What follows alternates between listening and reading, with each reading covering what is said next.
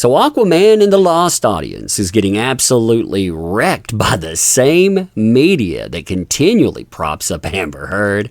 And what is absolutely hilarious is that Amber Heard and her team, they have turned on this project. Despite the fact that Warner Brothers gave her substantial screen and story time, they're still trying to tank this so she can say, yeah, I'm not the reason this thing failed.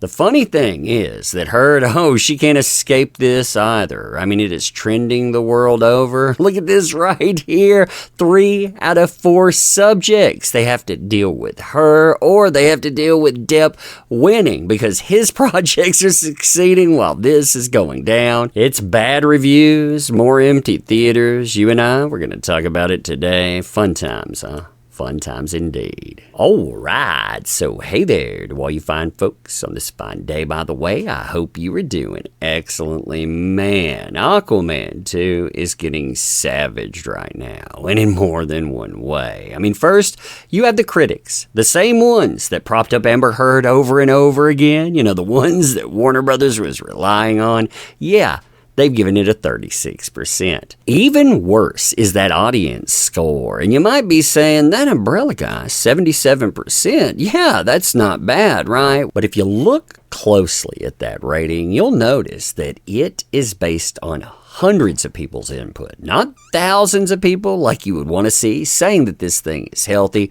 Hundreds of people. So what that's saying is that most people, they're just skipping out on this altogether. And you can see proof of this everywhere. I mean, we have pictures like this showing you nobody's here. I mean, we have opening day, the day after, and some folks were saying, well, that's not in the middle of the movie, that Umbrella Guy. Maybe it's just people waiting.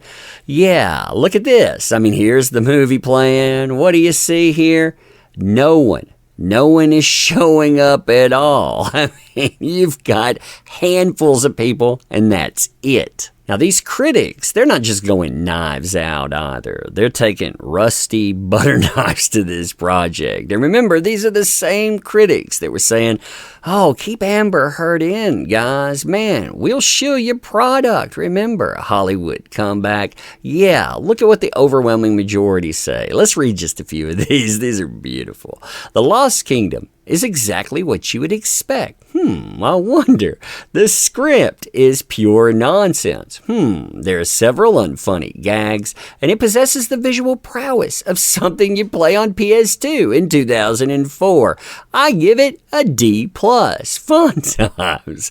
A superhero sequel without a soul or any kind of self-belief. Aquaman 2 gives into the worst instincts of the DCU just as it bows out for good.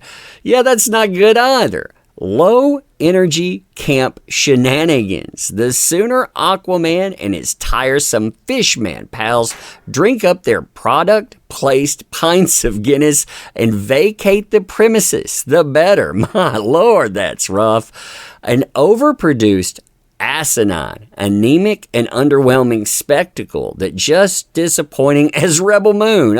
Zack Snyder, yeah, didn't you stand with Amber Heard too? Sorry about that.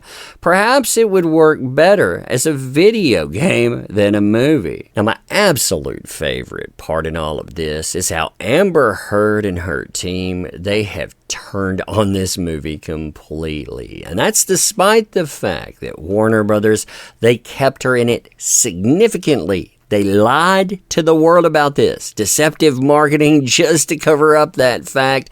Yeah, you have these folks, they're admitting that too. But despite that, it is never going to be enough. Why? Because if they admit, then that Hollywood comeback pipe dream, it's failed. Here's a hint, by the way, it already has. Props, by the way, to Master of TDS for putting this together. Give them a follow. Check them out for sure. But listen to this. They tell you before they want to take this thing down, she is a significant portion of it. What draws the most attention is Mira, Amber's character, who is seriously injured in the middle of the film and yet continues to appear every 20 minutes just to save Aquaman from near-death situations. After all, who is the hero of the film. So they're telling you, hey, they even think that she is the hero of it. Despite that, though, when we find out about Rotten Tomatoes scores, this is the reaction. Her Solo movie, it would have been the first DCU film to hit 110% on Rotten Tomatoes. Comedy, right? Here, you have people celebrating the end of the franchise. These are the folks, by the way, that Warner hoped to placate by keeping around. Instead of 4 or 5 million people, yeah, you have these folks that were never going to pay anyway. But look at them celebrate the demise. Here's the meme. Funeral food be so good, I be forgetting who TF died. They're like, yeah, here's me and Amber. We laughed at that, saying, it is the end, Jason Momoa. I mean, this is who you decided to partner up with. Deserved. Justice for Mira. I'm tickled, LOL. No Mira, no money. Shouldn't have significantly cut my girl. And they tell you just straight up when you look through this stuff, it doesn't matter how much she was in the movie. You could give her 20 minutes. You could give her 30. No. 60 minutes. She deserved less. No 60 minutes for Mira. No success at all. So, if you didn't put her on the screen for over half the movie, yeah, they would have still boycotted. They would have still called it a failure. That's who they are here. And they continue this over and over.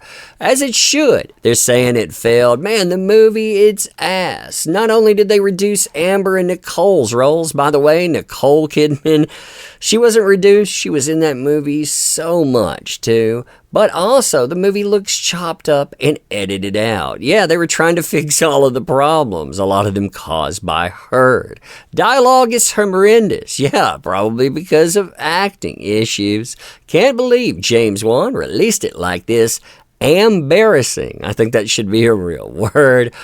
Amber was the only thing worth watching. Trust, that's what you get for sidelining the mother. They keep calling her mother. Man, that's sad. I mean, some people, they need some real moms at home. Yeah, over and over, like some kind of glitch in the Matrix. They try to repeat this mantra. And much, much worse, by the way. I mean, if you look at this stuff, they attack Jason Momoa too. I mean, you can see they're up repeating those rumors. Again, they think that this is going to help her.